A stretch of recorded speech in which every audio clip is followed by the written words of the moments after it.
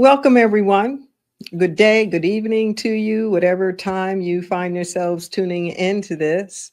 Welcome to Inner Light Ministries virtual weekly offering. I'm Rev D, Reverend Deborah L. Johnson, and as always, am so grateful to have you tuning in and to share this moment of communion and inspiration with you. Let's just take a breath, huh?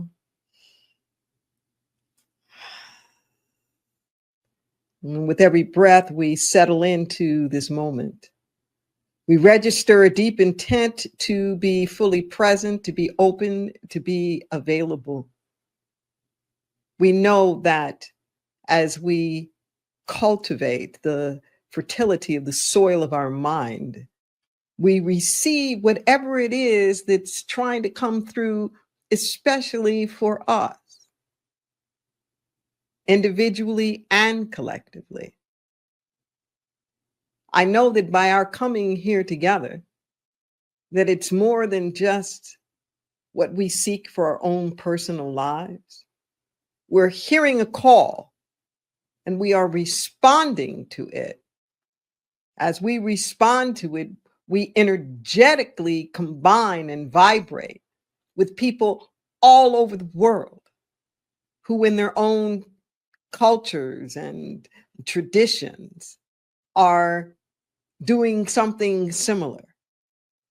They're finding ways to get a closer walk with the divine.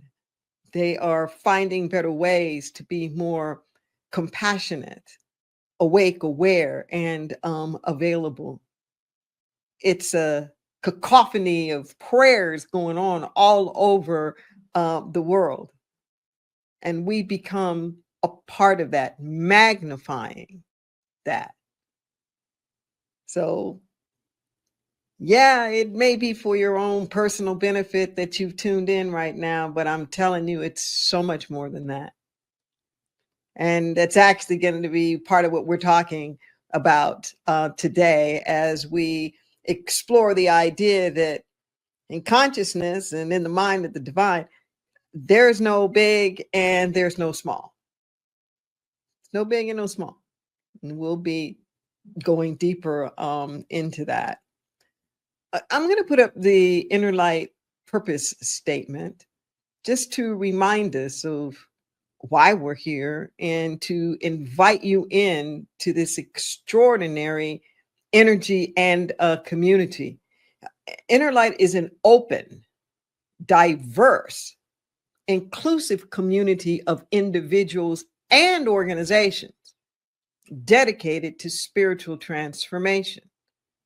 We provide tools for activating higher possibilities by applying universal spiritual principles to all circumstances. Our aim is personal and global healing through the omni faith energy of love and the revealing of our own inner light. Promoting life's sacred interconnectedness, we embody spiritual oneness, appreciate individualized expressions, and honor all paths that lead to spiritual truth, justice, and ecological regeneration. We just breathe that in.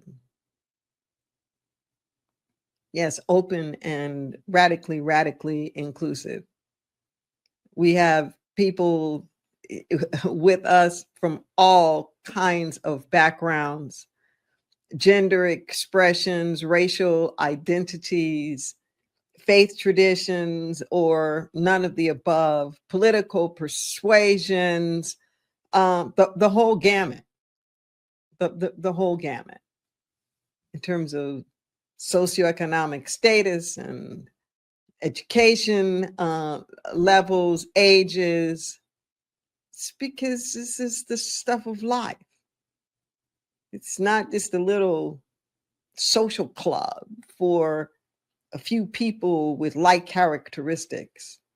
No, we're here to demonstrate as a microcosm the stuff of life. How do we do this? How do we get along? How can we have various perspectives and still work together? You know, how can we be wine connoisseurs and 12 steppers, together, vegans and carnivores? Just how do we do this? And that's why we're here, working it out. And it's always such a pleasure to me, particularly when I watch friendships and things develop with some of the folks who are just absolutely the most unlikely. I love that about this community, the way that I love that about life. And one of the tools that we offer are affirmative activations. They're principles, they are practices, they are paradigms, they're perspectives, they're processes, they're all of that and so much more. When we really contemplate them, say them often enough to really embody them and act upon them, they take root within us. Okay, first the roots and then the fruits. As they root in us and we become the embodiment of them, oh, the fruits that they bear in our lives are ever so sweet, enhancing us, uplifting us, transforming us. So as this week's affirmative activations come on your screen, I invite you to say them along with me. The journey of 1,000 miles begins with one step. I have the courage to take that first step. The great task is accomplished by doing the mundane tasks greatly. In the eyes of the divine, there's no big or small. I show up equally for everything that is mine to do. I don't need to see the entire picture before I act. I say yes to what the divine has already shown. I have the courage to step out on what I know. I have the stamina to stay the course and not retreat. Faith guarantees nothing and demands everything. Just breathe that in. And notice if there's something that's really calling you. Maybe it's I show up equally for everything that's mine to do.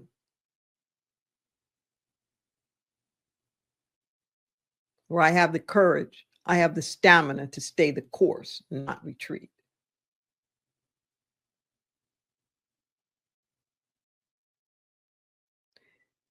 Maybe there's something that's calling you up a little higher, where you're wondering if you can even get there. Maybe it's something like, I don't need to see the entire picture before I act.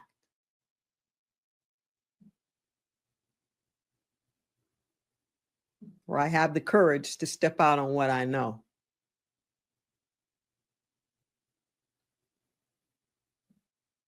Or in the eyes of the divine, there's no big or small. It might be a challenging concept for us. So just notice whatever's calling you up, whatever's calling you out. Come back to this. You can find it on our website. You can come back to this in the YouTube archives. You can grab your phone or something or a screenshot and just take a picture of this right now, so you have it with you. But regardless of what methodology that you use to capture this, the important thing is the repetition. Keep coming back.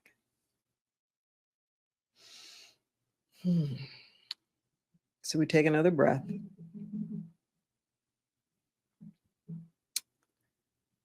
And there's a little short video, music video, that we're going to take a look at by the group Empty Hands. It's featuring Nemo Patel as the rapper and Daniel Ahmad as the singer.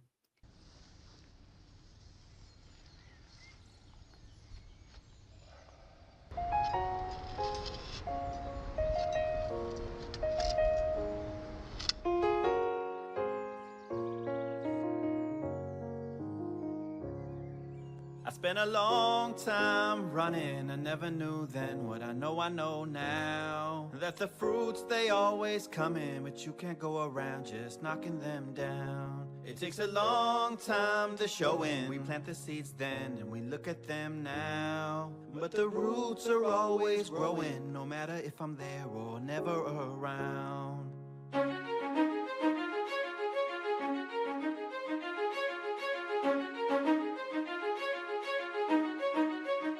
Whatever grows will grow, whatever dies will die, whatever works will work, whatever flies will fly, whatever fails will fail, what's meant to soar will soar.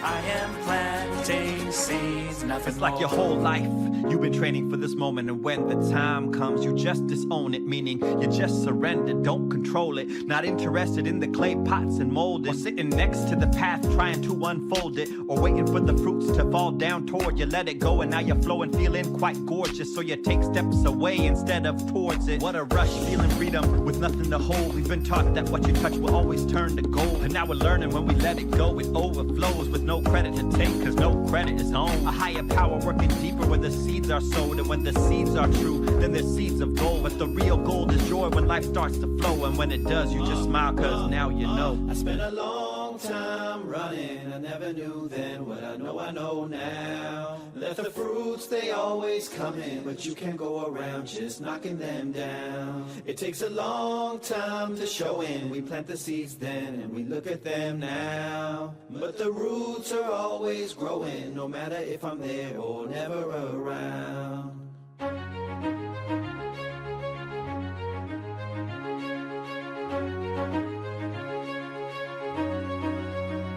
Whatever grows will grow, whatever dies will die, whatever works will work, whatever flies will fly, whatever fails will fail, what's meant to soar will soar. I am planting seeds. Whatever grows will grow. When it grows, it grows. Whatever dies will And when it dies, it dies. Whatever Come on. works will If it works, it works. Whatever flies will Let it fly, let it Whatever fly. fails will fail. When it fails, it What's meant fails. to soar will And soar. when it soars, it soars. I am planting seeds. Whatever grows will Let it grow. grow, let it Whatever grow. dies will When die. it dies, it dies. Whatever works will And when it works, it works. Whatever flies Yeah. will fly. Let it fly, let it Whatever fly. fails will fail. Fails, it What's meant fails. to soar will soar. Let it I am planting seeds and nothing more.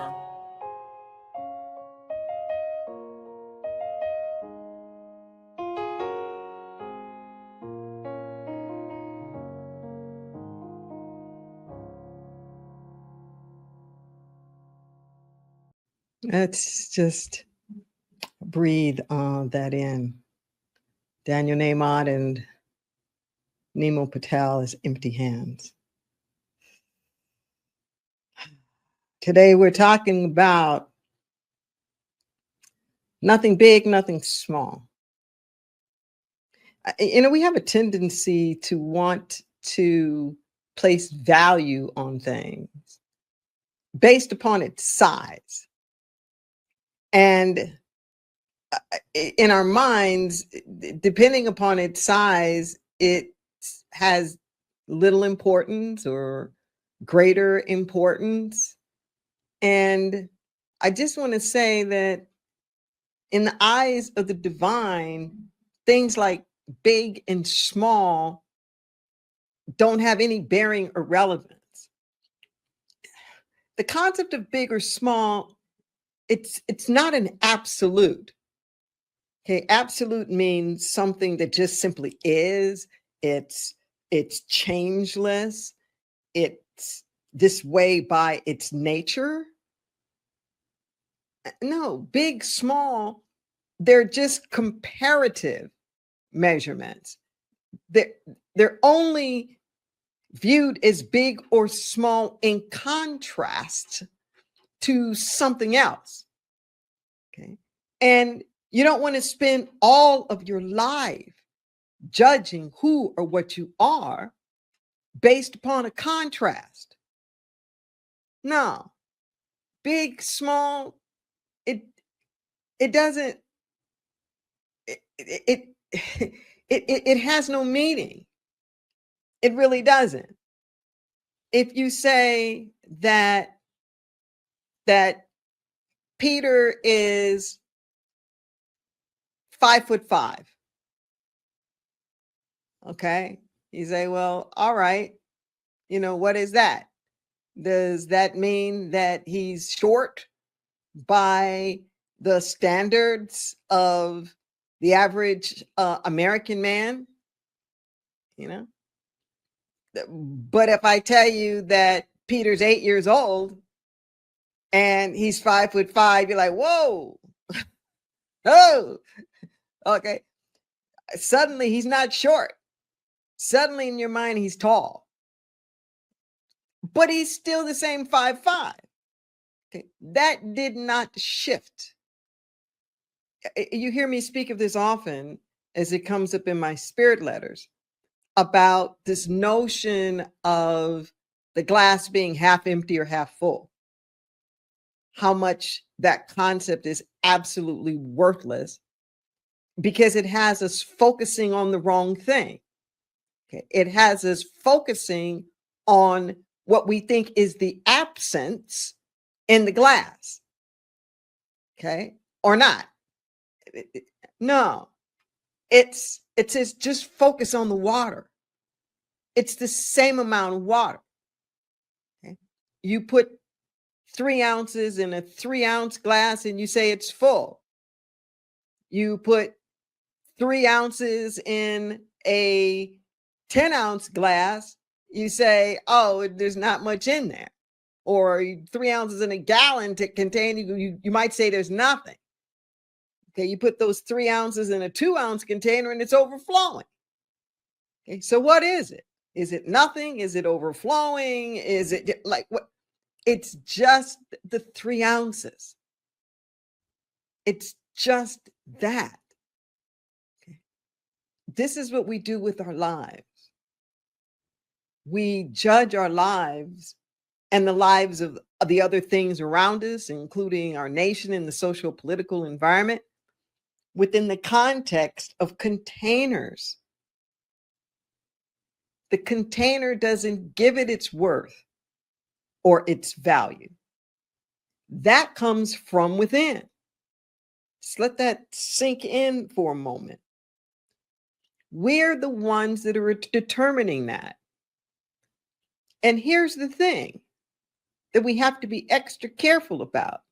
In addition to this thing about size and value, is in our economic system, the way that we determine the value of something is not even what it's worth to us, but how much somebody else would be willing to pay for it. I'm sure you've heard that term, the market value. Okay, the market value is not an absolute.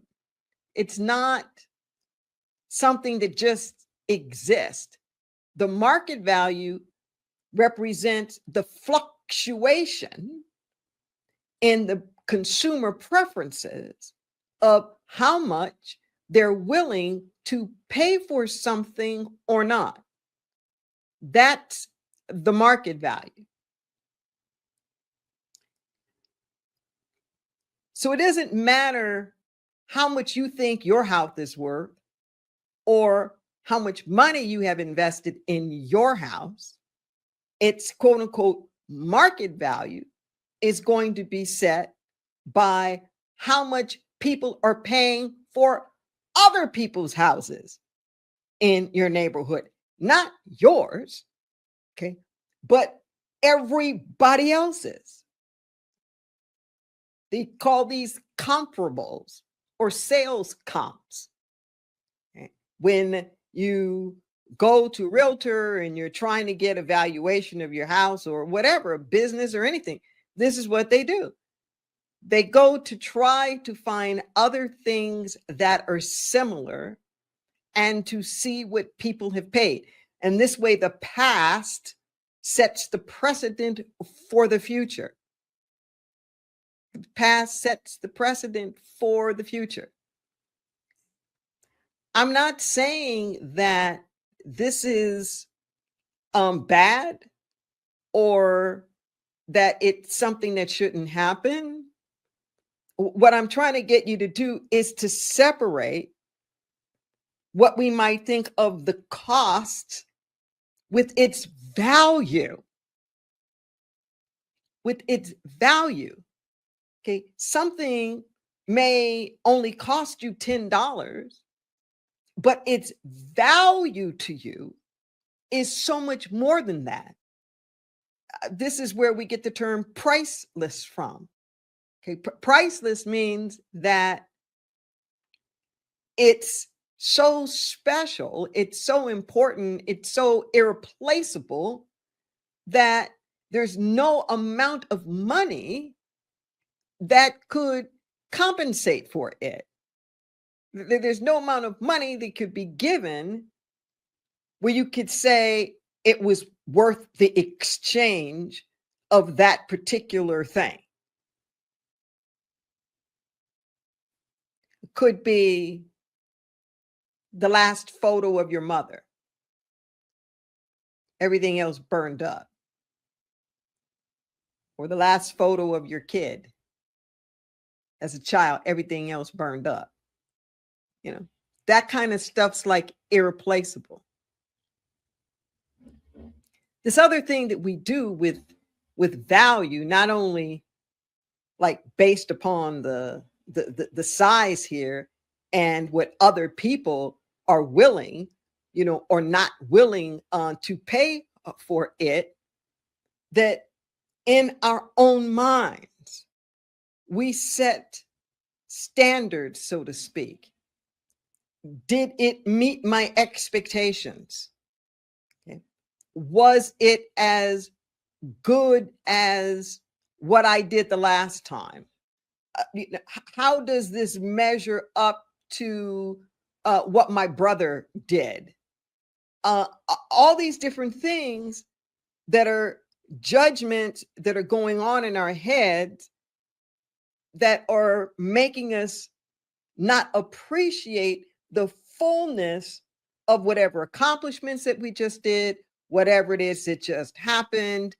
You could be getting all sorts of accolades for some project that you completed, or you know, some creative expression, some song, some poem, some relationship that just got developed. But if you're in your mind, you've got this contrast and comparison thing going on, you're going to devalue it. Okay? When you do that devaluation in your mind, you're making it small. That's what I'm saying. You're in decreasing its worth, decreasing its significance. You make it in your mind small. Okay? And because of this way that we have connected small in value, the smaller that we think that it is, the less value that we want to attach to it. No.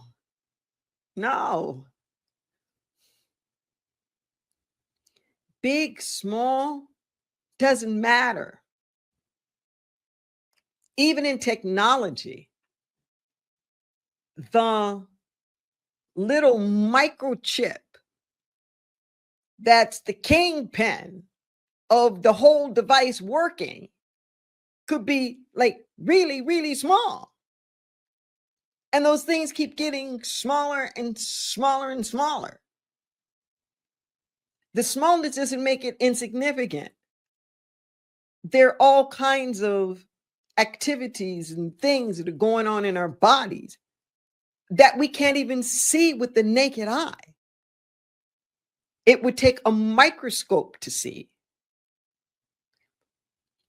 I contend that instead of thinking of things so much as big or small, that in our minds we think it just is.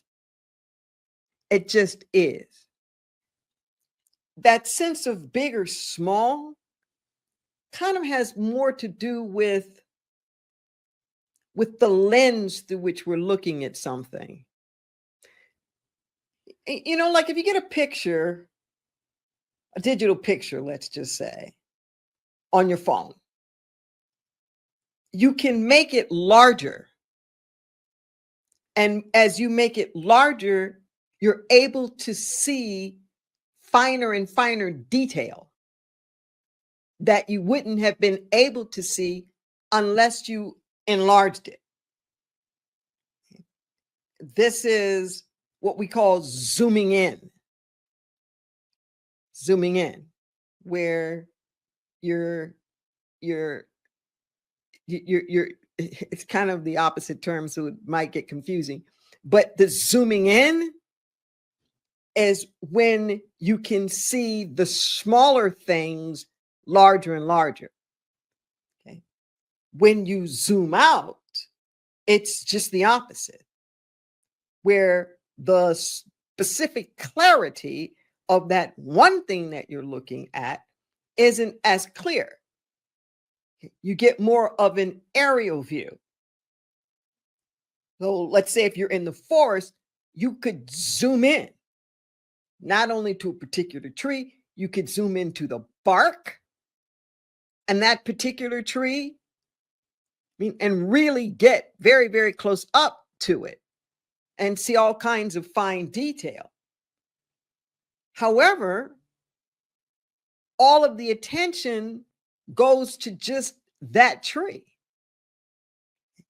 If you want to get a sense of the relative importance of that tree within the larger scheme of things, it means you're going to have to step back a little bit, get more of a transcendent view, where from an aerial view, you have less detail of that particular tree, but you can get a better sense of how that tree fits within the forest.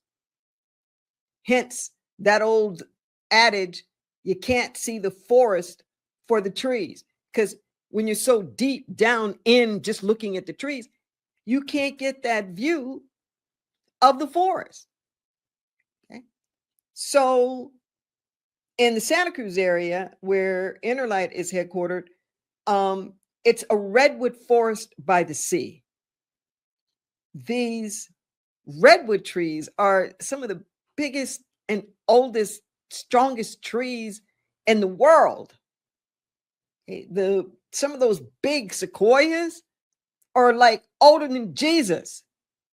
He's so big you can make tunnels through them and that cars are going through them. I'm talking like these huge trees. When you're really close up on it, you get that feeling of the majesty, particularly the way that they grow in these groves where the roots aren't all that deep, but they're broad and they spread out.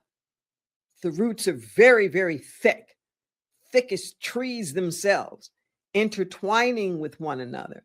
And what holds these mighty redwoods up is this way that they are balancing each other. They're clinging on to each other, and that's what holds them up, as opposed to just like going deep.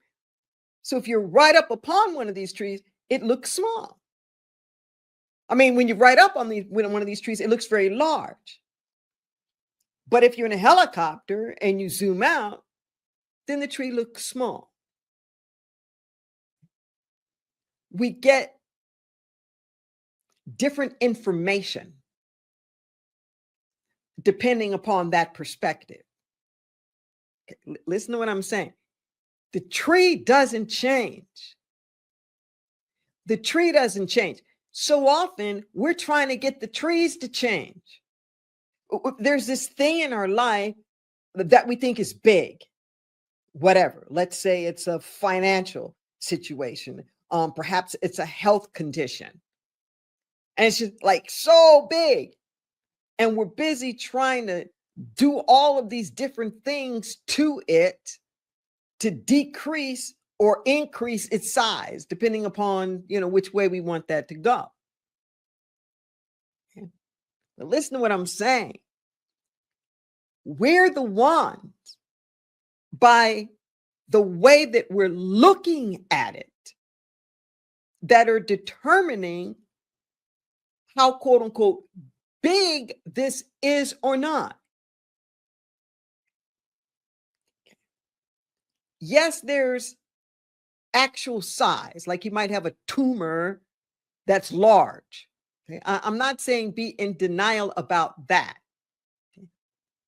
What I'm saying is that the degree to which we perceive this as a problem that is so large that it is insurmountable, okay, us labeling it big, that then impacts our possibility consciousness.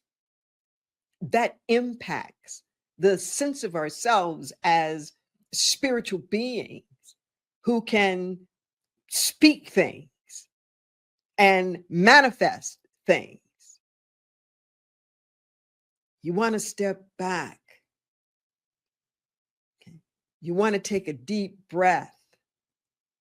You don't want to have a lot of attachment to labeling things as big or small. You don't want to do that. Okay? Because you wind up missing the opportunities with that. It's the same way in reverse. That things that we consider to be very, very small, we may not give it our full attention. Oh, that's just a conversation. I can have that another time. Oh, I don't have time to play with my kid. Right now I've got this other project that I have to do. Oh, well, it's just a phone call. I can reach mom later. It's just this recommendation somebody wants me to send off. It's just this thing. It's just that thing. Oh, it's just an apology. I can do it later. No. No. Stop worrying about, is it big or small? Just, is it the right thing to do? Period.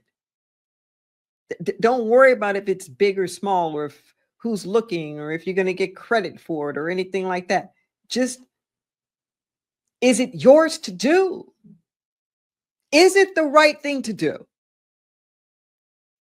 And do everything with the same amount of excellence. Do everything with the same amount of fortitude and attention as though it is important. Not big or small, but it has value and it's important.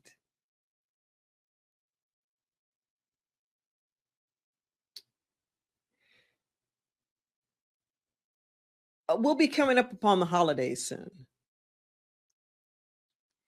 And I know in our culture that gift giving has become a really big thing. We have commercialized Christmas and the holiday season, something ferocious. The attention of gift starts to become about material things. But we forget that's not the origin of gift. A gift wasn't something that you went out to the store and that you bought. The gift was an exchange. It was something that you give people. And it wasn't just about the utilitarian nature of the gift, like what you can do with it or how it can be used. The gift represented you.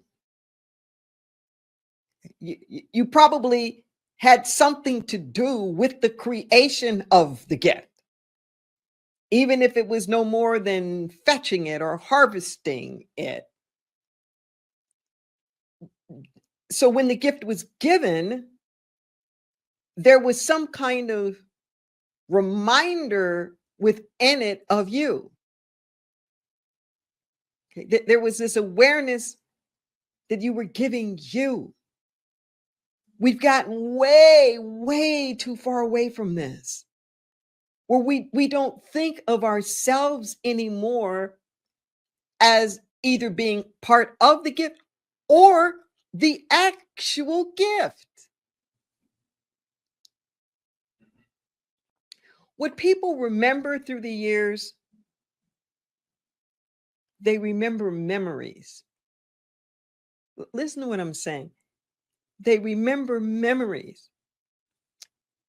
When siblings get together or family members, get together at memorials or anniversary celebrations or whatnot, and they're sitting around and they're talking, the siblings aren't recounting the specific toys that they got at Christmas. Okay, they're at the reunions, they're not talking about the lectures, the laboratories, or all the homework that they did. They're not talking about like the substance of the classes. That's not what sticks with them. That's not what they remember. That's not what they talk about when they get together. They talk about the memories. What happened. Our brain literally codifies to a greater extent the things that have some kind of an emotional component to it. Okay. So the more involved we are with it, the more significant it feels to us, that the deeper that it taps into our emotions, the more likely we are to remember it. So somebody could say to you, what happened, or like, where were you, 9/11 in 2022? You're not going to remember unless you like go to some calendar or something. If somebody says, where were you 9/11 2001? Okay, if you're old enough to have been born then, you will remember that, particularly if you were in the United States, that'll make an imprint.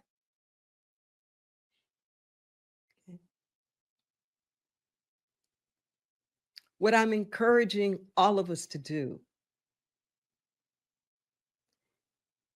is to make more memories.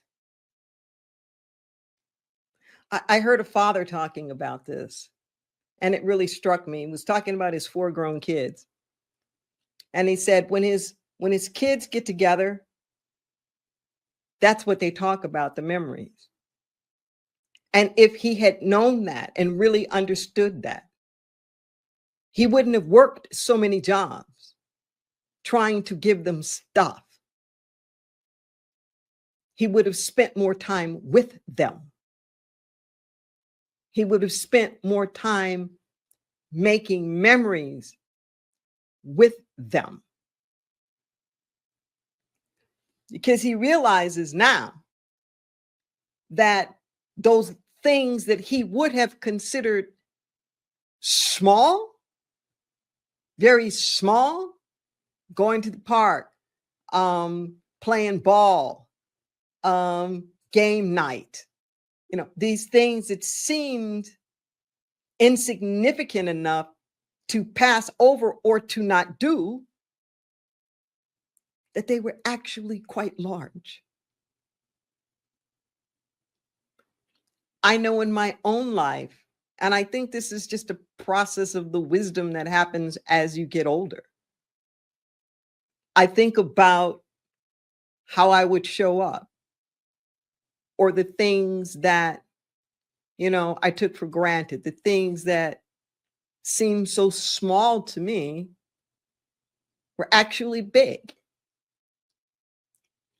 And I don't know why I was thinking about this particular something just over the last couple of days, was around promptness of promises to show up and deliver something.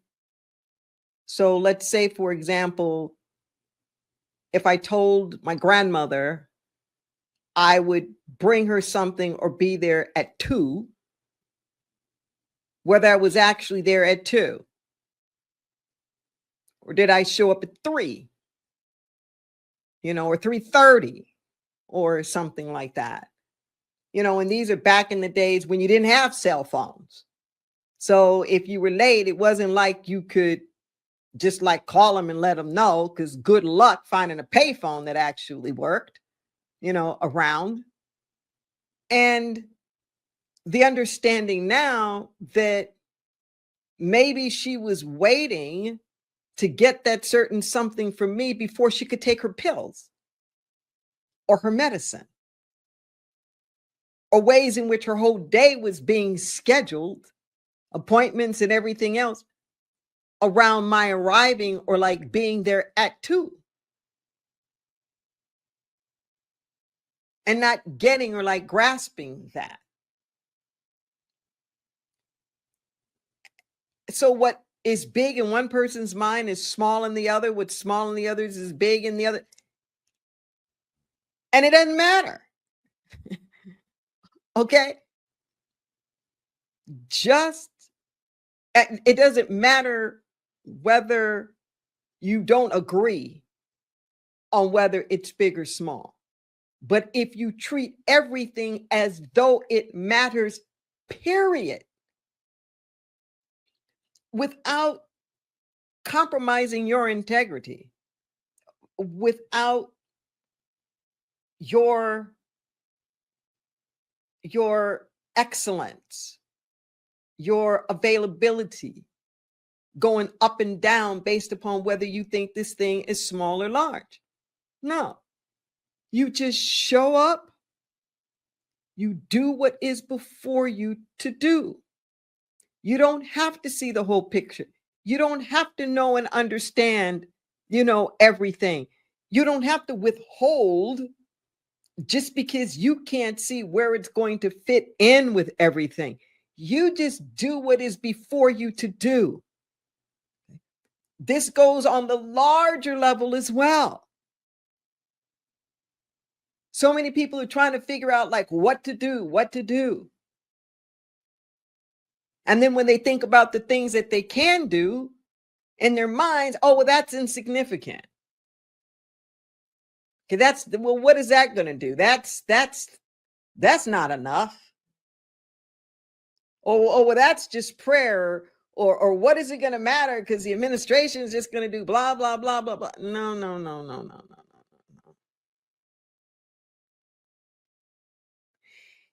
Do what is before you to do.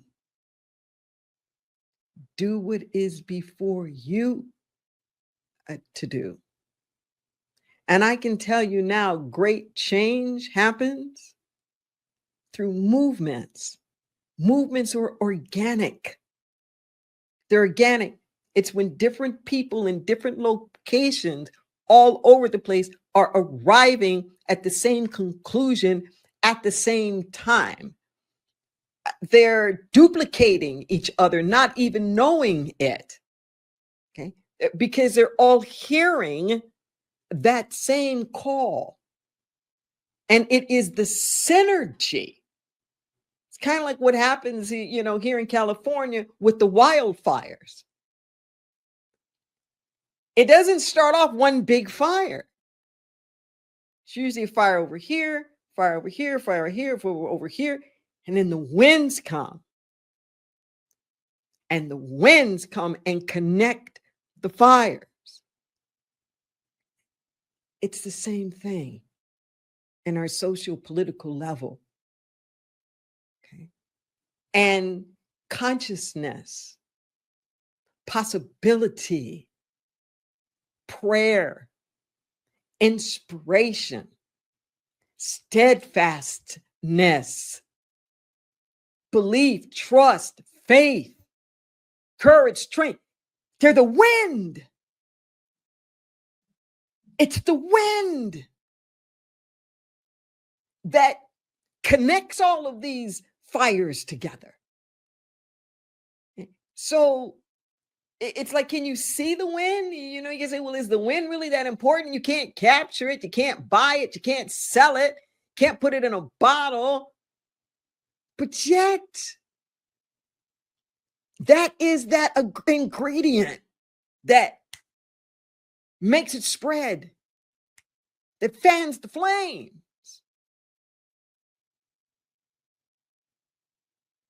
Is wind big or small? Blows at different speeds. But it is what it is.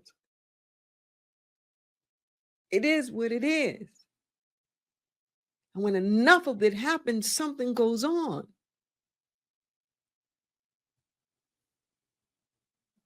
Don't belittle your life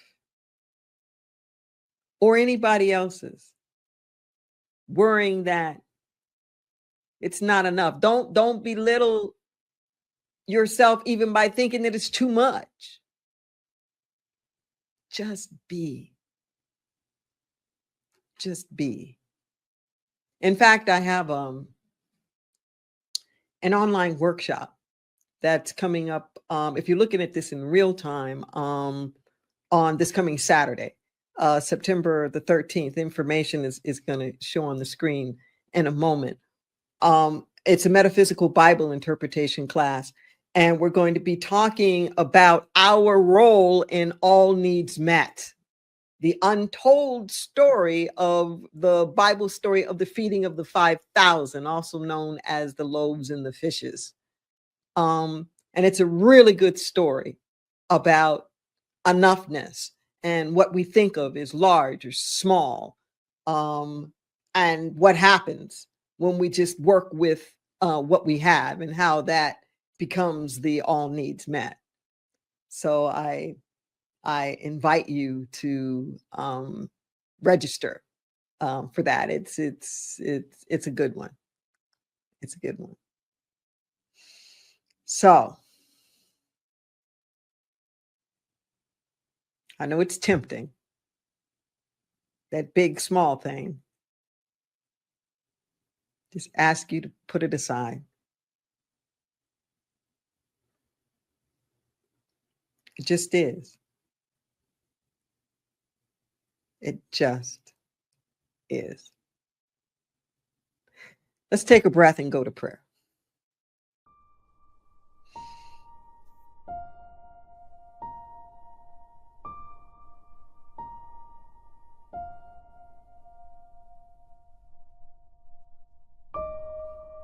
As we breathe into this moment,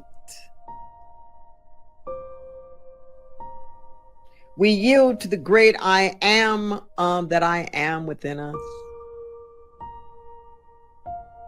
Something touches our heart, something touches our spirit.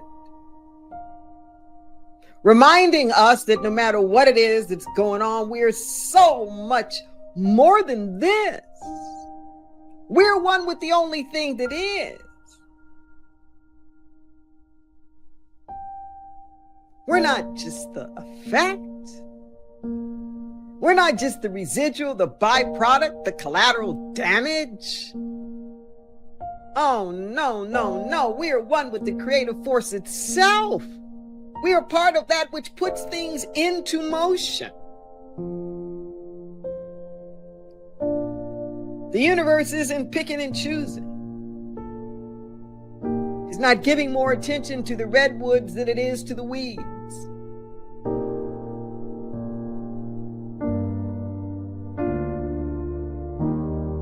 A rabbit's not more important than a rhino.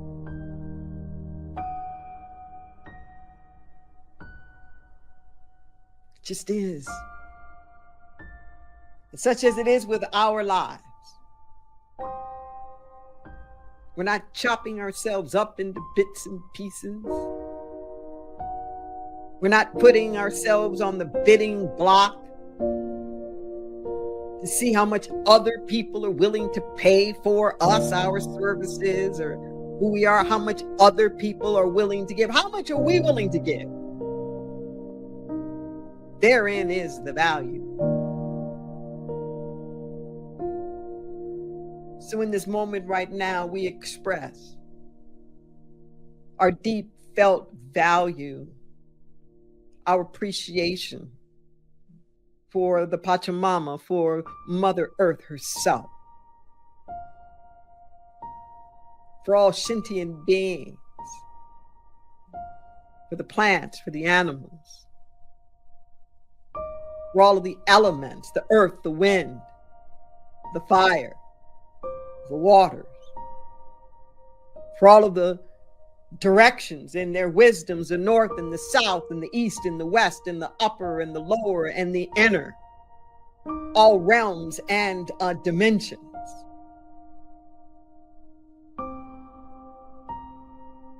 So much more than that which meets the eye. So in this moment, we just give our yielded consent. Open our hearts up wide and say, have thine own way. The great I am life. Thou art the potter and we are the clay. Mold us and make us this day.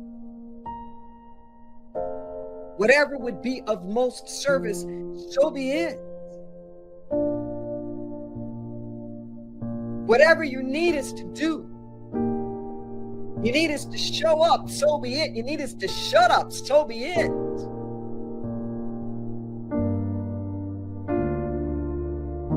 Whatever that is, give our full consent. And I say thank you, Mother, Father God, for showing up in our individual and our collective lives as all needs met. As food. Food in people's bellies. Not just sitting in trucks or warehouses. Pray in this moment for housing beyond shelter, divine right residence, for safety, for peace, for health care. We pray in this moment for education, for opportunity, financial sustenance and stability, peace, freedom.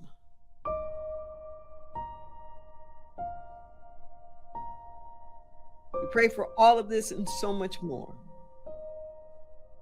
And especially the compassion, will, and determination to bring it forth. Thank you for blessing this ministry with all needs met.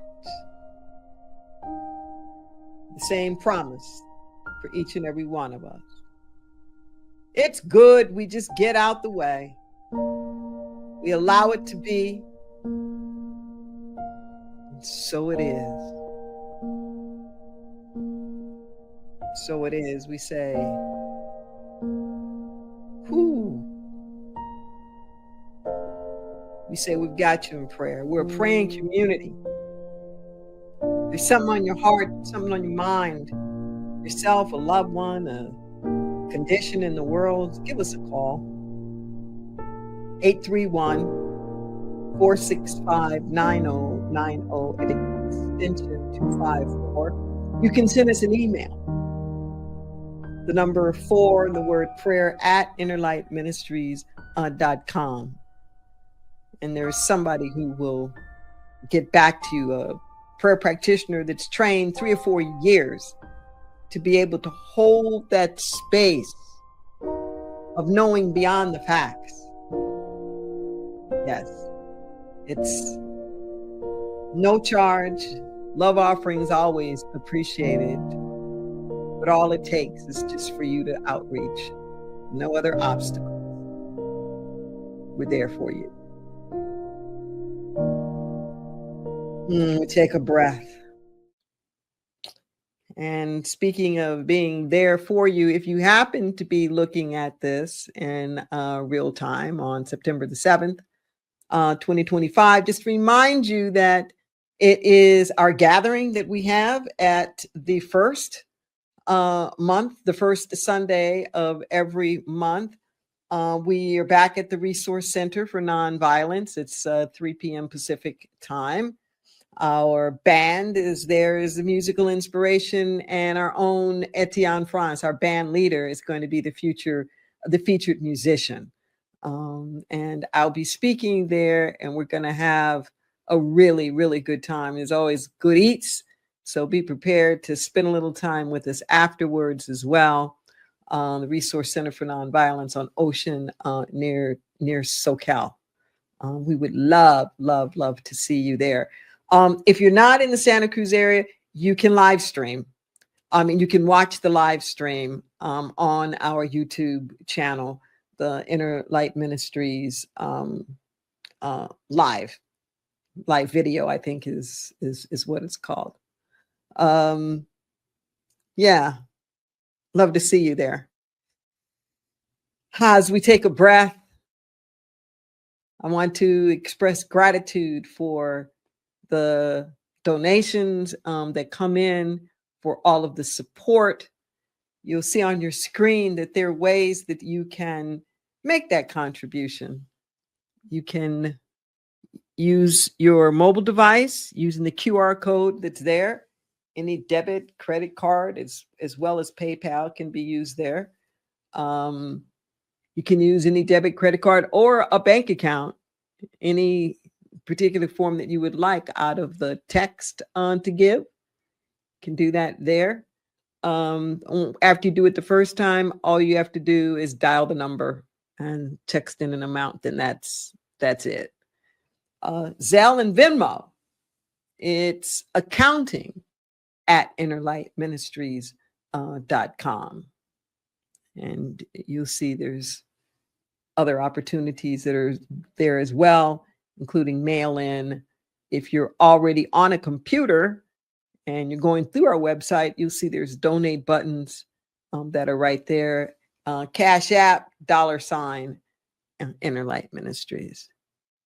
And regardless of the methodology that you use, regardless of whether this is an ongoing or whether you're doing a full out tithe, whether you are giving a donation just for today, we thank you. We thank you. And we know that it's not a one-way street. So we take this opportunity to bless these gifts, these tithes, these offerings. We know that they are coming from the one true source, resourcing themselves in, through, and as everything that we do. Thank you. Thank you. Thank you. And remember, your generosity comes back. It returns to you The universe is not a one-way street. Everything circulates. So we thank you for spending this time with us. Come back. Go to our website, check out the affirmations, listen to this message again, pass it along. Please subscribe to our YouTube channel. And our motto, and we're serious about it, take this consciousness and multiply it. See you next time.